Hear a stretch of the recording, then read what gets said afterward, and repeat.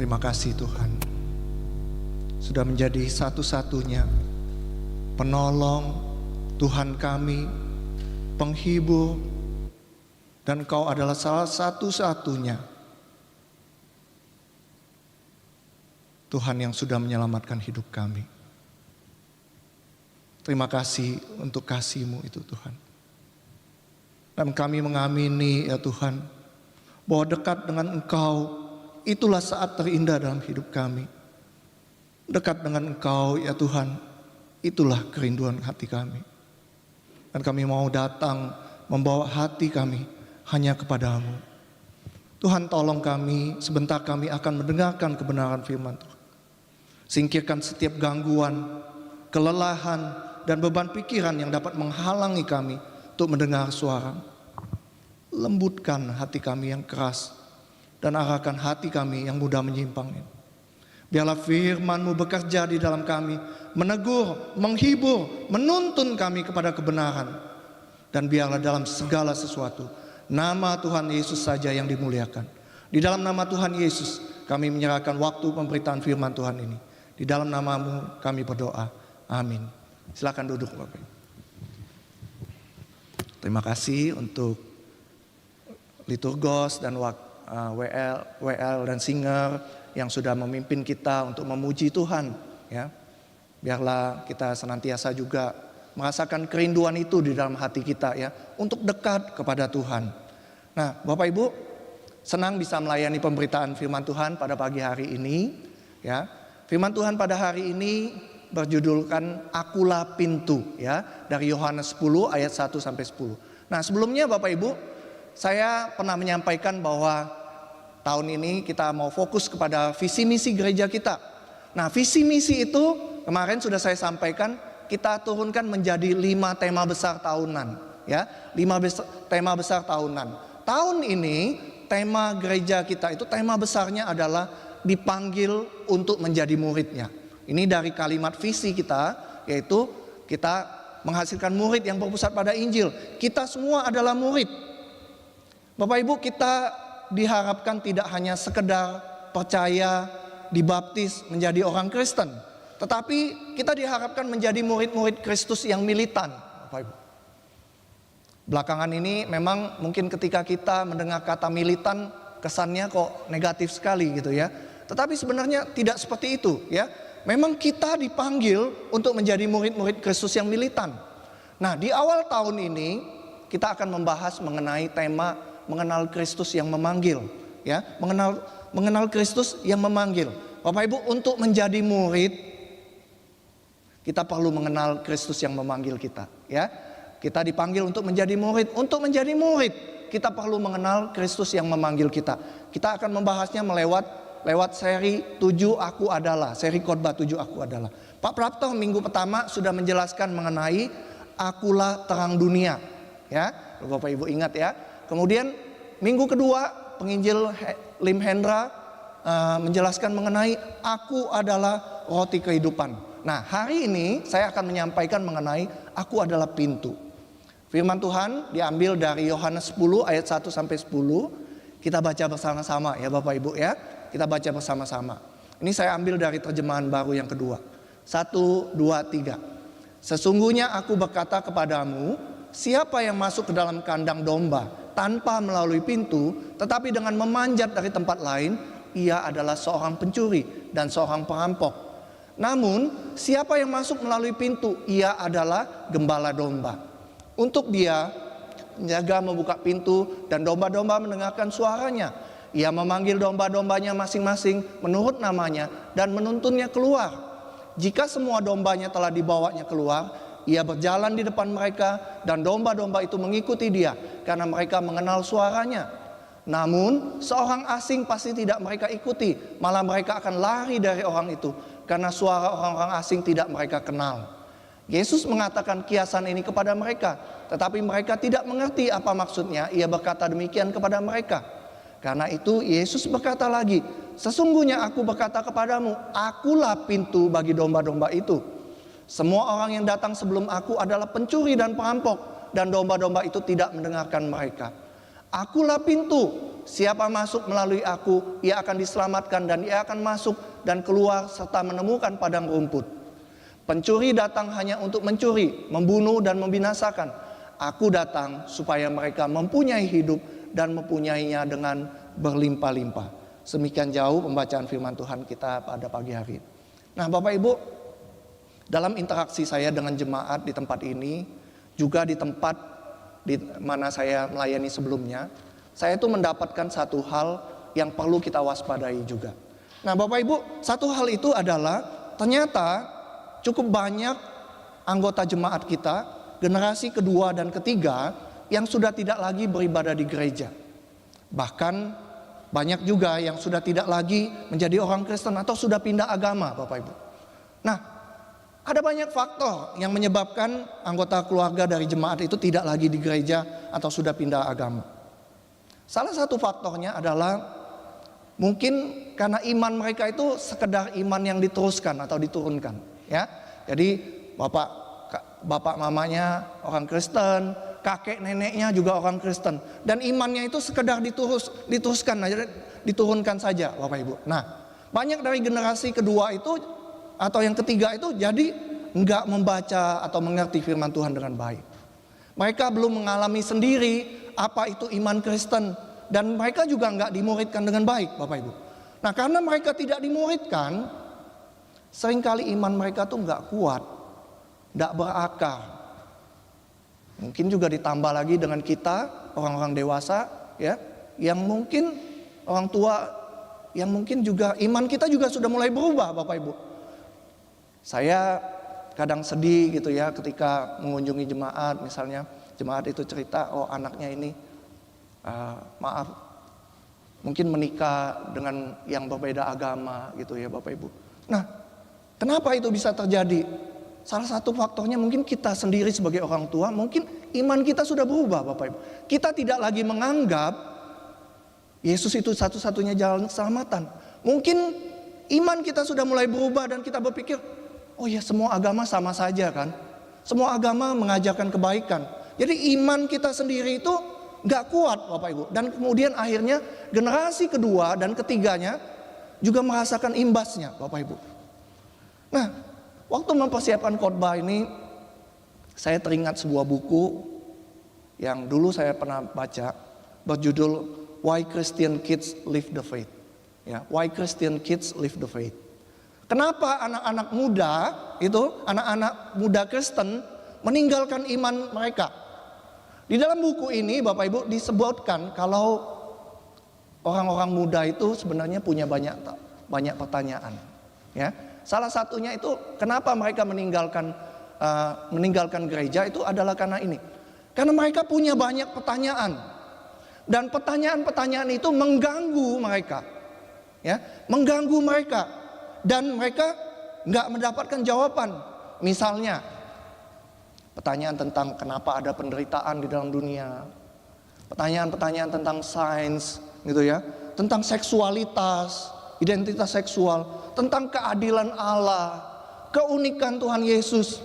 Nah, masalahnya Bapak Ibu bukan karena iman Kristen tidak punya jawaban. Masalahnya adalah seringkali generasi muda itu ketika mereka mempertanyakan iman mereka dan mereka datang ke dalam gereja, yang mereka dapati adalah apa? Justru penolakan. Kenapa? Bapak Ibu, saya cerita ada seorang anak pemuda yang saya layani. Ketika dia datang ke gereja, dia nanya gitu, Bapak Ibu, dia nanya sama pendetanya, dan pendetanya ngomong apa? Udah, kamu terima aja, kamu percaya saja gitu. Kamu ini mau murtad ya sepertinya, masuk neraka loh. Itu kenyataannya. Ketika mereka bertanya tentang iman Kristen, mungkin juga sebagian dari kita itu tidak punya jawabannya. Ya, kita tidak benar-benar mengerti iman Kristen, lalu kita tidak bisa menjawab mereka. Nah, Bapak Ibu, menurut studi yang dimuat di buku ini, Bapak Ibu, kalau kita tidak menangani atau tidak bisa menjawab pertanyaan-pertanyaan dengan mereka dengan baik, jangan heran generasi muda tidak akan ada lagi di gereja atau bahkan pindah agama. Nah, Bapak Ibu, ini yang harus kita pikirkan baik-baik. Salah satu pertanyaan yang seringkali dilontarkan oleh anak-anak muda, yang seringkali menjadi batu sandungan bagi anak-anak muda itu adalah mengenai sosok Tuhan Yesus, Bapak Ibu. Sosok Tuhan Yesus. Bapak Ibu pernah nggak lihat di YouTube, di IG, mungkin di TikTok, ada seorang tokoh agama yang bernama Zakir Naik gitu ya. Nah, biasanya tuh dia selalu senjatanya cuma itu, dia bilang, coba tunjukin, dia mana? Di mana sih ayat ada di Alkitab yang ngomong bahwa Tuhan Yesus ngomong sendiri, aku adalah Tuhan? Di mana coba tunjukin ada ayat yang ngomong Tuhan Yesus ngomong, aku ini Tuhan, sembahlah aku. Coba tanya. Dia bilang, pasti orang Kristen tidak bisa jawab kan, dia bilang gitu. Selalu ngomong gitu. Nah, Bapak Ibu, bagaimana kalau Anda ditanya pertanyaan ini? Apa jawab Bapak Ibu? Benarkah pernyataan tokoh itu? Benarkah tidak ada ayat Alkitab yang secara jelas atau secara langsung menunjukkan bahwa Yesus mengatakan dirinya adalah Tuhan? Atau dia berkata sembahlah aku? Bagaimana jawab Bapak Ibu? Nah, Bapak Ibu, sebenarnya masalah ini itu bukan hal yang baru. Di dalam sejarah kekristenan sudah ratusan tahun, sudah ribuan tahun, sudah ada hal-hal yang seperti ini Bapak, yang menggugat ketuhanan Tuhan Yesus. Bapak Ibu yang ikut MSK sudah tahu jawabannya ya Bapak Ibu ya. Nah, jadi ini bukan hal yang baru. Karena bukan hal yang baru, mungkin sebagian dari kita tuh mungkin ya bukan masalah besar, nggak ambil pusing gitu. Tapi Bapak Ibu tahu beberapa dari generasi muda itu sampai goyang Bapak Ibu imannya, goncang Bapak Ibu. Satu kali di saat ketika momen kesaksian, ada seorang mahasiswa saat Bapak Ibu yang sudah tingkat 2 atau tingkat 3 waktu itu. Dia berkata Bapak Ibu, kalau ketika dia membaca atau menonton video itu, iman dia tergoncang. Dia berkata, iya ya, kalau pikir-pikir lagi, Tuhan Yesus tidak pernah ngomong bahwa dirinya adalah Tuhan. Dia ngomong gitu ya. Nah, pertanyaan itu mengganggu dia selama beberapa semester Bapak Ibu. Sampai akhirnya kemudian dia menemukan jawabannya. Nah, ketika itu dia sharing tuh dia menemukan jawabannya. Nah, tapi penting bagi kita untuk bisa menjawab pertanyaan-pertanyaan seperti ini Bapak Ibu. Pertanyaan-pertanyaan seperti ini. Kita kembali kepada pernyataan tokoh tersebut. Mungkin ada yang bertanya, apa hubungannya pernyataan tokoh tersebut dengan tema kita firman Tuhan hari ini? Nah, sebenarnya pernyataan tokoh tersebut berhubungan erat sekali. Saya ulangi Bapak Ibu ya. Pernyataan tokoh tersebut sebenarnya berhubungan erat sekali dengan tema firman Tuhan kita hari ini. Kita akan belajar bersama-sama ya. Nah, Bapak Ibu, pernyataan atau ungkapan Yesus akulah atau aku adalah itu sebenarnya diterjemahkan dari bahasa Yunani ego eimi gitu ya, ego eimi. Pak Prapto sudah menjelaskan itu ya, ego eimi. Bagian ini mungkin sedikit agak teknis Bapak Ibu, tapi ini penting Bapak Ibu ya. Nah, kenapa saya katakan itu? Bapak Ibu tahu ego itu artinya aku ya, eimi itu artinya adalah. Tetapi Bapak Ibu, bahasa Yunani itu unik dan tidak sama seperti bahasa Indonesia atau bahasa Inggris. Kenapa saya katakan begitu? Karena di dalam bahasa Yunani itu kata kerjanya itu selalu gabung dengan subjeknya. Maksudnya begini, ya. Kata Yunani itu selalu identitas dan tindakannya tidak terpisah. Misalnya saya ambil contoh ya. Aku berkata, ya. Dalam bahasa Yunaninya itu lego, ya, lego. Nah, bahasa Yunaninya unik kenapa? Karena kata kerjanya itu sudah mencakup subjeknya. Lego itu sudah mencakup aku, Bapak Ibu. Kalau ngomong kamu berkata, maka tidak dipakai lego, tapi legeis, gitu Bapak Ibu. Jadi satu kata itu sudah mencakup kata kerja, juga sudah mencakup subjeknya, siapa yang melakukannya. Nah, ya, itu dulu Bapak Ibu ya. Nah, jadi identitas dan tindakannya itu tidak terpisah di dalam kata Yunani. Di dalam bahasa Yunani tidak perlu disebut ego-lego, Bapak Ibu. Ego-lego tuh aku berkata, tidak perlu. Kenapa? Karena lego sendiri sudah ngomong aku berkata. Jadi tidak perlu ngomong ego-lego. Nah, kembali kepada pernyataan Tuhan Yesus, ego eimi. Bapak Ibu tahu, eimi itu artinya aku adalah. Kata kerjanya sudah mencakup subjeknya. Jadi ketika Tuhan Yesus ngomong ego eimi sebenarnya tidak perlu. Ketika Yesus ngomong eimi saja, orang sudah tahu aku adalah. Lalu kenapa Tuhan Yesus pakai ego eimi? Padahal eimi itu sebenarnya sudah aku adalah. Tetapi Tuhan Yesus menambahkan aku di depannya lagi. Nah, itu karena apa Bapak Ibu? Itu karena ungkapan ini, ego eimi itu bukan sekedar perkenalan diri. Tetapi Tuhan Yesus hendak memberikan penekanan kepada identitasnya. Ya, saya ulangi Bapak Ibu. Itu karena ungkapan itu bukan sekedar perkenalan diri, bukan. Tetapi Tuhan Yesus hendak memberikan penekanan kepada identitas dirinya. Makanya kata akunya itu diulang 2 kali. Atau dalam konteks ini, ego eimi itu dapat dipahami sebagai akulah yang dimaksud. I am the one. Akulah pribadi yang dimaksud. Yang sedang kamu hadapi, sedang kamu lihat. Akulah pribadi yang sedang berkata-kata. Akulah yang sedang kamu cari. Akulah yang sedang kamu nantikan.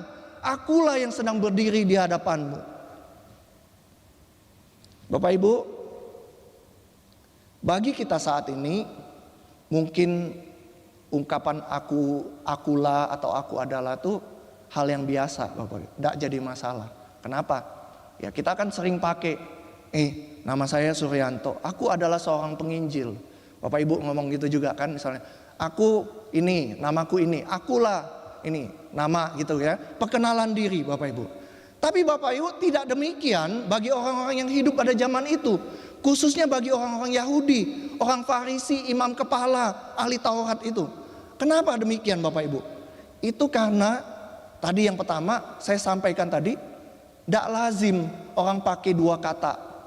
Cukup 1 kata aja, eimi aja. Nggak lazim gitu Bapak Ibu ya. Nah, biasanya kata kerja itu selalu digabung dengan subjek atau objeknya. Tapi jadinya begini Bapak Ibu. Orang di zaman itu nggak lazim ngomong dalam bahasa yang dipakai saat itu, akulah atau aku adalah. Nggak lazim Bapak Ibu. Nah, kenapa saya katakan nggak lazim? Kita bisa lihat dari respon orang-orang yang mendengar. Bapak Ibu ingat waktu minggu lalu ketika Pak Lim Hendra mengatakan bahwa Yesus mengatakan akulah roti hidup. Bapak Ibu tahu reaksi orang Yahudi waktu itu apa? Mereka bersungut-sungut, bertengkar di antara mereka sendiri Bapak Ibu, sesama mereka. Lalu kemudian Yohanes juga menyatat, ketika Tuhan Yesus ngomong waktu Pak Pratong menjelaskan akulah terang dunia, respon mereka apa ketika mereka dengar Tuhan Yesus ngomong begitu? Bapak Ibu, orang-orang Yahudi itu ngomong, kamu tuh klaim sepihak, kesaksian kamu nggak benar, gitu. Ya, kemudian di pasal 10 tentang akulah pintu, kemudian di akhir nanti akulah gembala. Minggu depan Randy ngomong akulah gembala. Kita juga melihat respon orang Yahudi ketika mendengar Tuhan Yesus ngomong akulah. Bapak Ibu, ketika Tuhan Yesus ngomong akulah pintu, akulah gembala, Bapak Ibu tahu respon orang Yahudi apa? Bilang, kamu tuh kerasukan setan. Ya, jadi orang Yahudi itu begitu Bapak Ibu. Jadi Bapak Ibu, setiap kali Yesus mengatakan ego eimi, setiap kali itu juga reaksinya sangat keras Bapak Ibu. Setiap kali Yesus menggunakan kata ego eimi, setiap kali itu juga orang yang mendengarnya bereaksi sangat keras Bapak Ibu. Lalu pertanyaannya, ada apa dengan pernyataan Yesus akulah atau aku adalah itu? Kenapa orang Yahudi bereaksi sedemikian rupa? Kenapa? Apa yang menyebabkan mereka bereaksi seperti itu? Apa sih makna dari pernyataan tersebut? Sehingga orang Yahudi itu mendengarnya reaksinya begitu keras. Nah, Bapak Ibu, di dalam pernyataan akulah atau aku adalah itu terkandung sebuah makna ilahi yang sangat kuat Bapak Ibu. Ya, saya ulangi Bapak Ibu. Mereka bereaksi karena di dalam ungkapan akulah atau aku adalah itu terkandung sebuah makna ilahi yang sangat kuat. Mereka bereaksi sedemikian keras karena perkataan itu bukan ungkapan yang biasa, yang lazim, melainkan ungkapan yang biasa dipakai oleh Allah sendiri ketika menyatakan identitasnya. Maksudnya bagaimana? Saya coba jelaskan ya Bapak Ibu ya. Nah, Bapak Ibu, kata akulah itu tadi dari ego eimi ya. Tapi ego eimi ini adalah bayangan dari sebuah kata di dalam bahasa Ibrani, yaitu anoki. Anoki Bapak Ibu. Nah, kata anoki ini ada di beberapa tempat di Perjanjian Lama. Tapi yang paling terkenal itu ada di dalam Keluaran 3 ayat 6. Waktu di Keluaran 3 ayat 6 ini, Tuhan Allah menyatakan dirinya, akulah Allah leluhurmu, Allah Abraham, Allah Ishak, Allah dan Yakub, dan Allah Yakub Bapak Ibu. Nah, kata akulah di sini dipakai kata anoki Bapak Ibu, ya, kata anoki. Dan yang menarik begini Bapak Ibu, kata akulah itu kemudian diterjemahkan dalam Alkitab bahasa Yunani, Septuaginta, dan kata yang dipakai itu ego eimi. Ya, akulah anoki itu di dalam bahasa Yunaninya, dalam Alkitab bahasa Yunaninya ego eimi. Nah Bapak Ibu, ketika orang Yahudi mendengar Tuhan Yesus ngomong ego eimi, langsung mereka mengasumsikan kepada perkataan Allah berkata, akulah Allah leluhurmu, Allah Abraham, Allah Ishak dan Allah Yakub. Bapak Ibu, dengan kata lain, ketika Yesus berkata ego eimi, akulah, aku adalah, sebenarnya di saat yang sama Yesus sedang menyamakan dirinya dengan Allah. Ya, saya ulangi Bapak Ibu. Ketika Tuhan Yesus ngomong akulah, aku adalah, ego eimi, ketika itu sebenarnya Tuhan Yesus sedang menyamakan dirinya dengan Allah sendiri. Bapak Ibu, orang-orang Yahudi pada zaman itu tahu persis hal itu. Dan itu sebabnya mereka berkata dalam Yohanes 10 ayat 33. Bukan karena suatu pekerjaan baik maka kami mau melempari engkau, melainkan karena engkau menghujat Allah, dan karena engkau sekalipun hanya seorang manusia saja menyamakan dirimu dengan Allah Bapak Ibu. Nah ini alasannya kenapa orang Yahudi itu reaksinya begitu keras. Karena ketika Tuhan Yesus ngomong ego eimi, dia sedang menyamakan dirinya dengan Allah Bapak Ibu. Jadi Bapak Ibu, orang yang berkata bahwa di mana ayat Alkitabnya yang menunjukkan bahwa Tuhan Yesus mengatakan dirinya adalah Tuhan? Di mana ayat yang mengatakan bahwa Tuhan Yesus mengatakan akulah Tuhan, sembahlah aku? Di sini Bapak Ibu, di sini. Orang yang mengatakan demikian tidak mengerti Alkitab, tidak mengerti konteks budayanya, tidak mengerti konteks zaman itu. Semua orang pada zaman itu ketika Tuhan Yesus ngomong akulah, sudah langsung mengasumsikan kamu menghujat Allah, kamu menyamakan dirimu dengan Allah. Nah, itu yang terjadi Bapak Ibu. Nah, sekarang kita kembali lagi pada tema firman Tuhan hari ini. Kalau kita perhatikan waktu Tuhan Yesus ngajar gitu ya, dia selalu memakai segala sesuatu yang berada di sekeliling orang itu untuk menyampaikan pengajarannya ya. Dia memakai perumpamaan, ilustrasi. Tujuannya sebenarnya supaya orang tuh bisa lebih mudah memahami, menangkap apa yang dia maksud. Nah Bapak Ibu, di bagian Yohanes pasal 10 ini, Tuhan Yesus sebenarnya memakai dua ilustrasi dari kehidupan sehari-hari mereka, yaitu pintu dan gembala. Kalau berbicara mengenai pintu, kalau Bapak Ibu lihat ini pintu, ini bukan pintu yang Tuhan Yesus maksud Bapak Ibu. Bukan juga pintu yang dimaksud ketika Tuhan kan sering gambar-gambar itu, aku berdiri di depan pintu, aku mengetuk pintu, barang siapa membuka pintu aku akan masuk gitu. Nah, pintu yang dimaksud di sini bukan pintu itu Bapak Ibu, ya. Pintu yang dimaksud di pasal 10 ini adalah pintu kandang domba. Pintu kandang domba. Nah, Bapak Ibu, menurut para penafsir, di dalam perumpamaan ini Yesus itu menyinggung tentang dua macam kandang domba, Bapak Ibu. Ya, dua macam kandang domba. Yang pertama, kandang dombanya begini. Ini desa, ini kota, ya, misalnya gitu. Lalu banyak yang pelihara domba. Nah, di dalam desa, di dalam kota itu ada kandangnya. Ada kandang rame-rame, Bapak Ibu. Jadi semua domba-domba itu dimasukkan ke dalam kandang tersebut.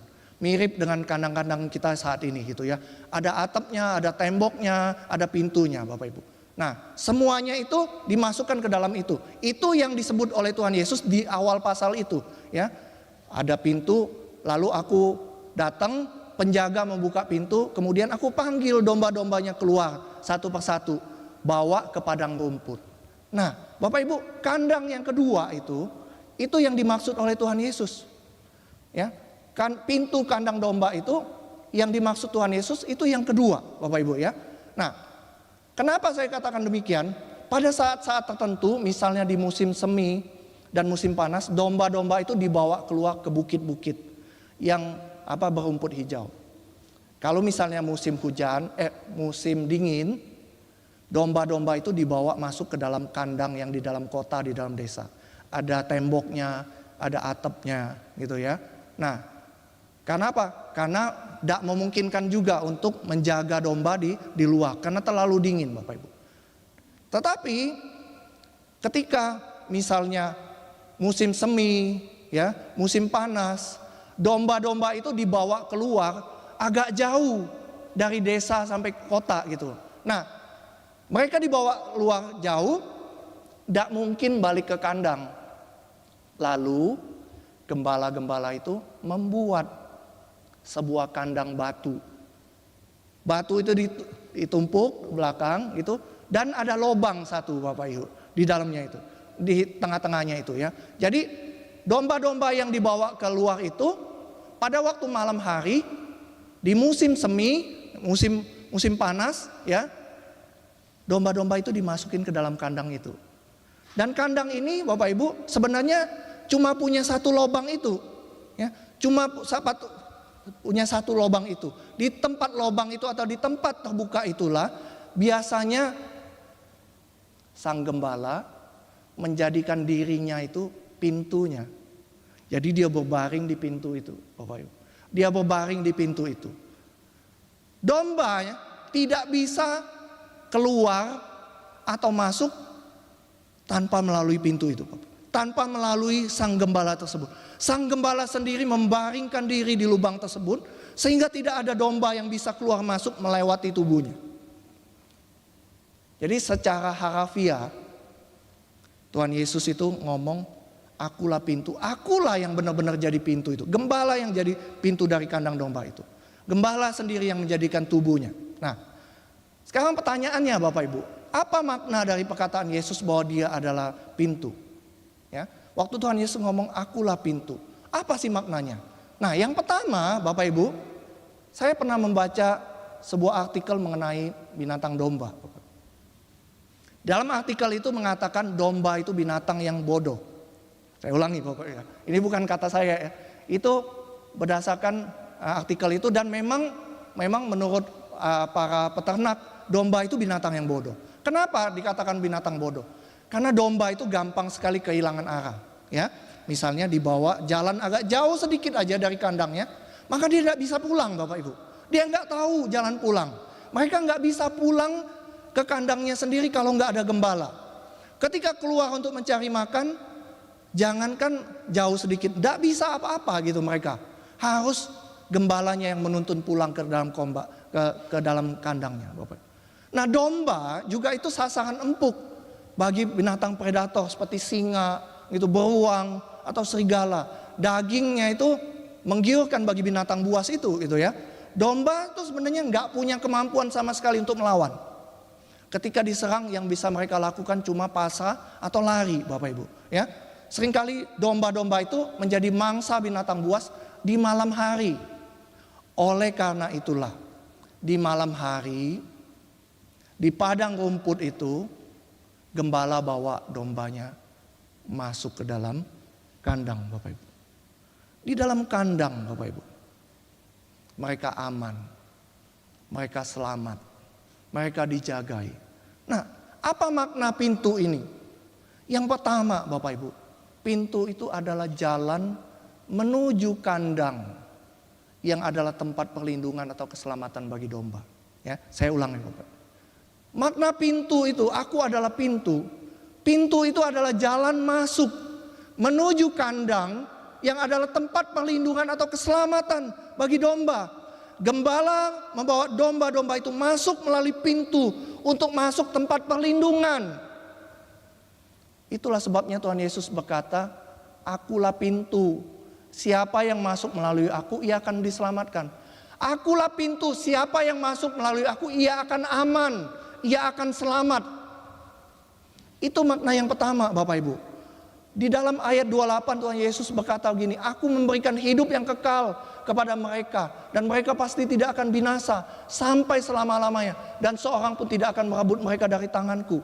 Bapak Ibu, jadi Bapak Ibu, ketika Tuhan Yesus ngomong, akulah pintu, itu sebenarnya dia mengatakan bahwa dirinya lah adalah jaminan keselamatan bagi kita semua. Jaminan keselamatan bagi kita semua. Bapak Ibu, seperti yang tadi saya katakan, banyak generasi kedua dan ketiga yang sudah tidak lagi beribadah di gereja, Bapak Ibu. Bahkan banyak yang sudah meninggalkan iman mereka, pindah agama. Salah satu penyebabnya adalah gini, Bapak. Karena mungkin kita sendiri, Bapak Ibu, sudah tidak begitu yakin bahwa Tuhan Yesus itu adalah satu-satunya jalan keselamatan. Kita berkata bahwa, oh semua agama sama saja, kita nggak mau ribut kan. Kita semua ngomong, semua agama sama saja, semua agama mengajarkan kebaikan. Namun firman Tuhan ini mengingatkan kita kembali bahwa Tuhan Yesus ngomong dalam bahasa Inggris itu lebih tepat. I am the door. Akulah pintu itu. Akulah sang pintu itu. Akulah pintu yang satu itu, Bapak Ibu. Tuhan Yesus enggak ngomong akulah sebuah pintu, bukan. Tuhan Yesus enggak ngomong akulah salah satu pintu itu, enggak. Semua kandang cuma punya satu pintu. Cuma punya satu pintu. Ketika Tuhan Yesus berkata, akulah pintu yang satu itu, Ia berkata, cuman lewat aku kamu akan selamat. Tidak ada pintu lain menuju ke keselamatan. Kalau misalnya ada orang dunia yang berkata, oh perbuatan baik bisa menyelamatkan aku. Itu Bapak Ibu, seperti yang dikatakan oleh Tuhan Yesus. Itu seperti jalan pintas yang diambil. Seperti pencuri yang berusaha mengambil jalan pintas untuk masuk dengan cara memanjat dari tempat lain. Tetapi Tuhan Yesus katakan itu tidak akan berhasil. Bapak Ibu, kalau memang perbuatan baik bisa menyelamatkan kita, maka Tuhan Yesus tidak perlu mati di atas kayu salib untuk menebus dosa. Jadi yang pertama Bapak Ibu, ketika Tuhan Yesus ngomong akulah pintu, Dia sedang menyatakan dirinya bahwa Dia adalah jaminan keselamatan kita. Dia adalah satu-satunya pintu menuju tempat perlindungan, tempat keselamatan itu. Yang kedua Bapak Ibu, domba juga dikatakan tidak bisa mencari makan atau minum sendiri tanpa tuntunan gembalanya. Bapak Ibu, seorang gembala dalam sebuah video mencerita begini, Bapak Ibu. Domba itu bodoh dan bodoh sekali, Bapak Ibu. Dia bilang gitu ya. Dan bodoh sekali. Kenapa? Dia bilang gini. Misalnya ini satu padang rumput, banyak dombanya makan sampai habis.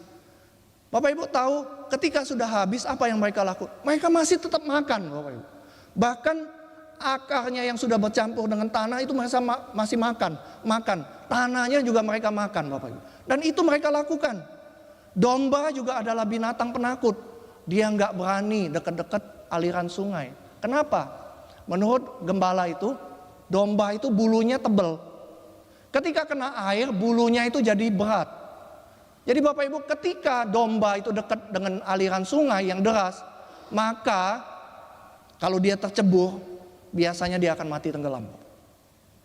Karena bulunya jadi berat kena air dan dia tidak bisa menyelamatkan dirinya. Dia akan mati tenggelam.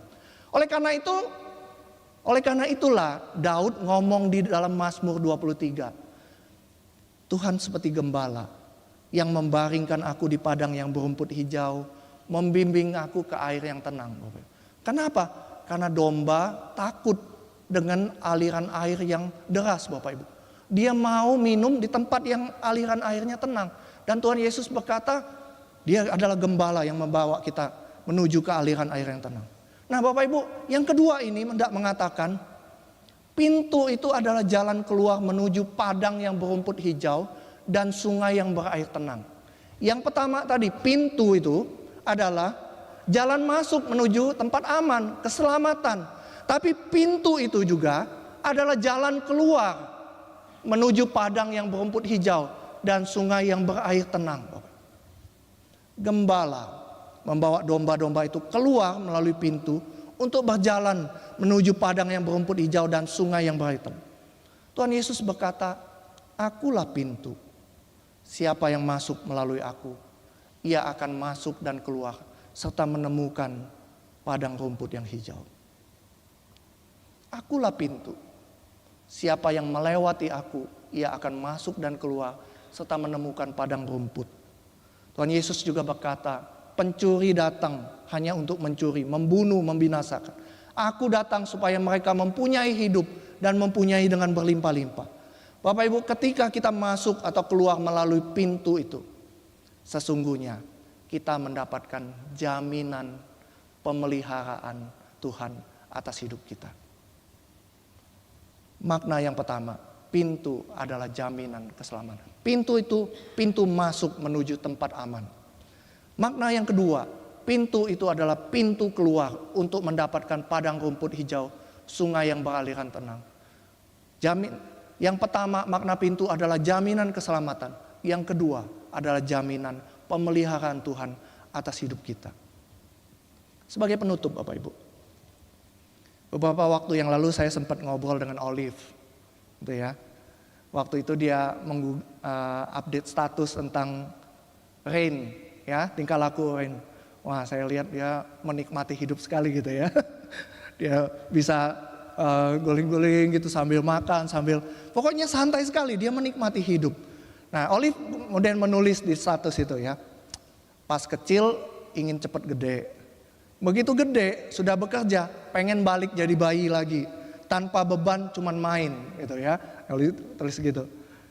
Lalu saya kemudian menimpali status Olive itu, saya berkata kepada Olive, iya ya, hidup kita sebagai orang dewasa tuh rumit.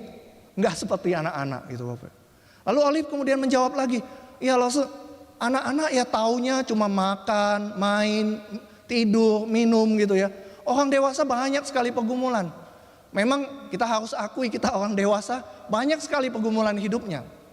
Tapi Bapak Ibu, ketika saya ngobrol dengan Olive itu, saya lalu berhenti sejenak dan berpikir, sebenarnya bukan cuma itu Bapak Ibu. Bukan cuma karena anak-anak itu dalam pikirannya cuma makan, minum, main, tidur gitu. Bukan Bapak Ibu. Tapi ini Bapak Ibu, anak-anak bisa hidup tanpa rasa takut yang berlebihan, tanpa kecemasan yang menekan. Bukan karena hidup mereka bebas dari masalah. Namun Bapak Ibu, mereka bisa demikian karena mereka percaya.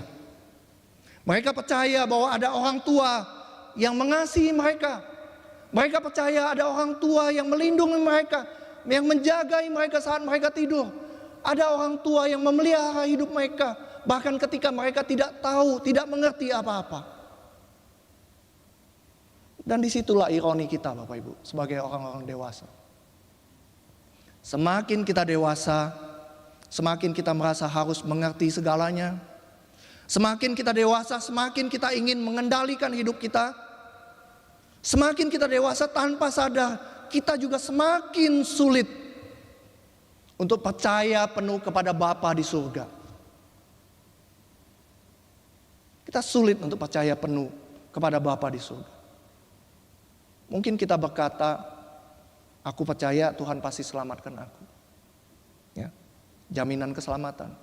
Tetapi mungkin kita sering sekali ragu untuk percaya bahwa Tuhan itu menjamin pemeliharaan hidup kita. Kita ragu untuk mempercayakan hari esok kita kepadanya. Padahal Bapak Ibu, firman Tuhan banyak sekali yang menyatakan tentang pemeliharaan. Yeremia 29 ayat 11 berkata, sebab aku mengetahui rancangan-rancangan yang kupikirkan mengenai kamu. Demikian firman Tuhan. Rancangan damai sejahtera, bukan rancangan malapetaka, untuk memberikan kepadamu masa depan yang penuh harapan. Korintus berkata, apa yang tidak pernah dilihat oleh mata, tidak pernah didengar oleh telinga, tidak pernah timbul dalam hati manusia, semua itu disediakan Allah untuk mereka yang mengasihi Dia. Bukankah firman Tuhan juga berkata, percayalah kepada Tuhan dengan segenap hatimu. Jangan bersandar pada pengertian itu sendiri. Akuilah Ia dalam seluruh hidupmu, maka Ia akan meluruskan jalanmu. Kenapa kita masih ragu mempercayakan hari esok kita kepada Tuhan? Bapak Ibu, kita sedang berdiri di awal tahun yang baru. Kita sedang berdiri di depan pintunya, Bapak. Kita masih berada di bulan Januari. Kita tidak tahu apa yang ada di luar. Kita akan tidak tahu apa yang terjadi di tahun ini. Kita tidak tahu tantangan apa yang menanti kita di luar. Masalah apa yang akan datang. Jalan apa yang harus kita lalui. Banyak dari kita melangkah dengan harapan, tetapi juga dengan penuh kekhawatiran. Kekhawatiran-kekhawatiran yang tidak kita ucapkan. Firman Tuhan juga katakan tahun ini juga enggak bakalan lebih mudah. Firman Tuhan katakan bahwa tidak berkata bahwa semua akan berjalan sesuai rencana kita. Tetapi firman Tuhan berkata satu hal, Bapak Ibu, yang sangat jelas.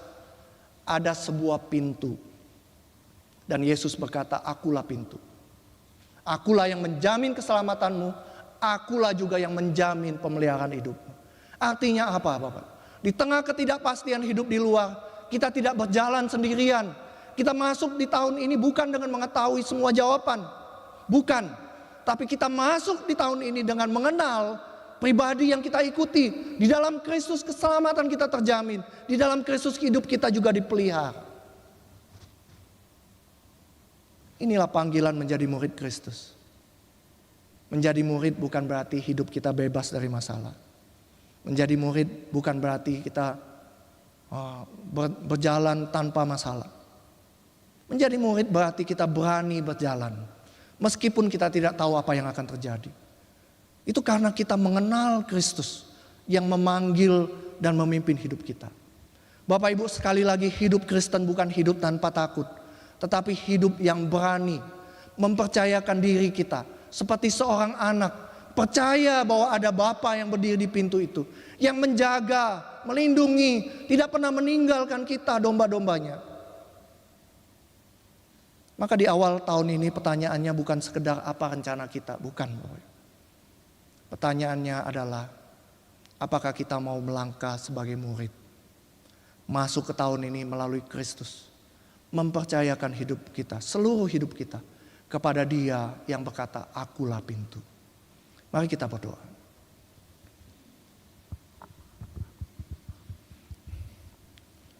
Tuhan Yesus, terima kasih untuk firman-Mu hari ini. Engkau mengingatkan kami bahwa Engkau adalah pintu. Satu-satunya pintu, satu-satunya jalan keselamatan. Tapi Tuhan Yesus juga berkata bahwa Dia adalah pintu menuju padang rumput yang hijau, sungai yang beraliran tenang. Dia adalah pribadi yang memelihara hidup kami. Di awal tahun yang baru ini ya Tuhan, kami mengakui bahwa kami tidak tahu apa yang akan terjadi. Kami berada di pintu. Kami tidak tahu jalan apa yang akan kami lalui. Tapi kami memilih untuk percaya. Karena kami mengenal Engkau yang memanggil kami. Ajar kami Tuhan menjadi murid-Mu. Bukan hanya percaya kepadamu, tetapi berjalan bersama-Mu setiap hari. Tolong kami memiliki iman seperti seorang anak. Bersandar penuh kepada Bapa yang setia. Kami mau menyerahkan tahun ini dan seluruh hidup kami ke dalam tangan-Mu.